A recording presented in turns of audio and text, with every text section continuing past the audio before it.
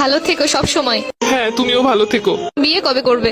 জানি না আদৌ কপালে বিয়ে শাদী আছে কিনা। তোমার বউকে বলে দিও আমি যেই হাত ধরেছি ওই হাত যেন না ধরে। তোমার জামাইকেও বলে দিও আমি যে গালে কিস করছি ওই গালে যেন আর কিস না করে। আমরা যে জায়গায় দুজন মিলে ঘুরছি তুমি তোমার বউকে নিয়ে ভুলে সেই জায়গায় আর যাবা না। বউয়ের মন রাখতে মাঝে মাঝে যেতেও হতে পারে। তুই নেই মাত্র কইলে তুই আর বিয়ে করবি না। এটা তো তোমার কথায় কথায় বললাম। তো স্বভাব আমি ভালো করে জানি, আমি তো তোর কথা শোনা না লেগে কইতেছিলাম।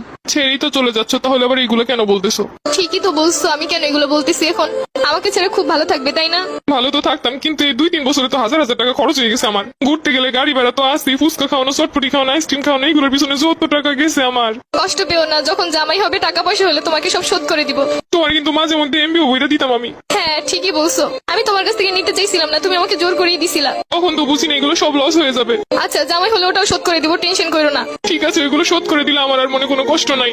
শুধু নিজে যা যা করছো তাই ভাবলা, আমি যে কি করছি সেইগুলো মনে নাই। একদিন কচু শাক রান্না করে নিয়ে আসছিলাম, লাল শাক বোনা করছিলাম, তোমাকে ছেড়ে খাইতে পারতেছিলাম না তাই বক্স ভরে তোমাকে এনে দিছিলাম।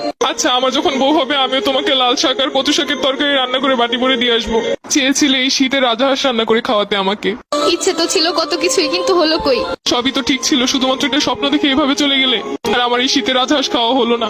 শুধু কি স্বপ্নই? তুমি যে একটা মেয়ের দিকে তাকাইছিলে 2 মিনিটের জন্য, সম্পর্কে শুরুতেই বলছিলাম কোনো মেয়ের দিকে ভুলেও তাকাবা না। তুমি শুধু তাকানোটাই দেখলে, কিসের জন্য তাকাইছি সেটা তো একবারও জানতে চাইলে না। ওই মেয়েটার অন্য গাড়িতে পেঁচে যাচ্ছিল, আমি মেয়েটাকে বাঁচানোর জন্য ওকে ইশারা করে বুঝাচ্ছিলাম। আমি বেঁচে থাকতে অন্য কেউ মরে যাচ্ছে বলে তোমার এত কষ্ট হচ্ছিল? আমি তো বলেছি আমার ভুল হয়েছে।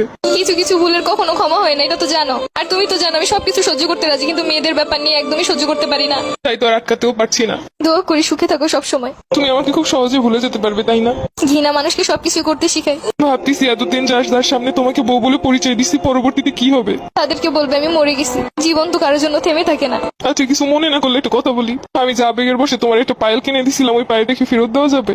জানোই তো আমার কাছে অত বেশি টাকা পয়সা নাই। নতুন কাউকে পটাইতে গেলে তো তোমার লাগবো। কিন্তু ওই পায়েলটার তো 2-3 জায়গা থেকে খুইলা পড়ে গেছে। সমস্যা নেই, তুমি নিয়ে এসো, যা পইরা গেছে এগুলো লাগাই নিবো। ওটার তো রঙও তেমন ভালো নাই। সমস্যা নেই, রং করে নিবো।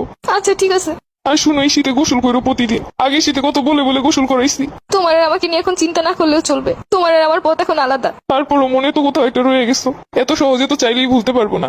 কিছু না মনে করলে আমি একটা কথা বলি। তোমার তো আমি একটা গড়ি গিফট করছিলাম, ওই গড়িটা কি ফেরত দেওয়া যাবো? ওই গড়িটা তো পানি ঢুকে নষ্ট হয়ে গেছে। সমস্যা নেই, নষ্ট হইলেও চলবো। পুরোনো জিনিস বিক্রি হয়ে যে গ্রুপগুলোতে ওইগুলোই সেল করে দিব। একটা ড্রেস পছন্দ হয়েছে, ভাবছিলাম তোমারে বলবো, সেটা তো আর হলো না। ওই গড়িটা বিক্রি করেই কিনবো। লাস্ট ওই একটাই স্মৃতি ছিল আমার কাছে, ওটাও নিয়ে যাবে? আমি নিজেই নেই, আমার স্মৃতি দিয়ে আর কি করবে? চইলে যাইতাছে, রিক্সা ভাড়াটাও কি দিব না? এই শোনো, আমাকে একটু বাসা পর্যন্ত নামাই দিয়ে